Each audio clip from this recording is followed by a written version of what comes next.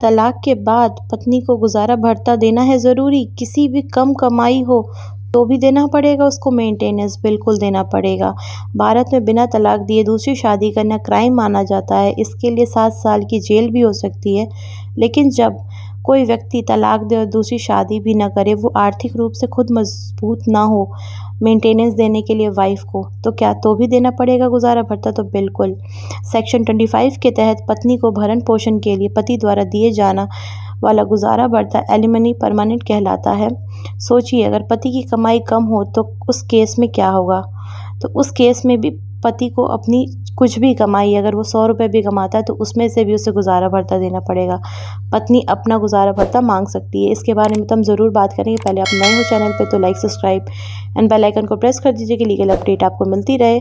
और बात करते हैं कि अगर हस्बैंड वाइफ में आपसी में ना पट रही हो और अगर वाइफ चली जाती है हस्बैंड को छोड़ के, अगर तो भी वो मेंटेनेंस मांगना चाहे तो मांग सकती है? तो बिल्कुल नहीं। वो अपनी मर्ज़ी से अपने घर गई है तो वो मेंटेनेंस की हकदार नहीं होती है। इस केस में कह सकते हैं कि हस्बैंड वाइफ को मेंटेनेंस नहीं देगा क्योंकि वो अपनी मर्ज़ी से गई है। और अगर किसी ज़ोर ज़बरदस्ती से वो या तो सास ससुर और पति पीड़ित करता है तो वो कोर्ट में एक एप्लीकेशन फ़ाइल कर सकती है कि हमें परेशान किया जा रहा है, और उसका केस चलेगा और उसके बाद डाइवोर्स के बाद उसको मेंटेनेंस मिलेगा। ये सुप्रीम कोर्ट का ऑर्डर है। अगर वाइफ दूसरी शादी कर लेती है तो उसको पहला पति मेंटेनेंस नहीं दे सकता और वो मेंटेनेंस उससे मांग नहीं सकती है।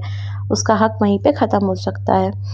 इसी तरह की और लीगल अपडेट जानने के लिए मेरे चैनल पे बने रहिए। लाइक, सब्सक्राइब, बेल आइकन को प्रेस कर दीजिए और लीगल अपडेट अपनी जानते रहिए। Be aware your laws.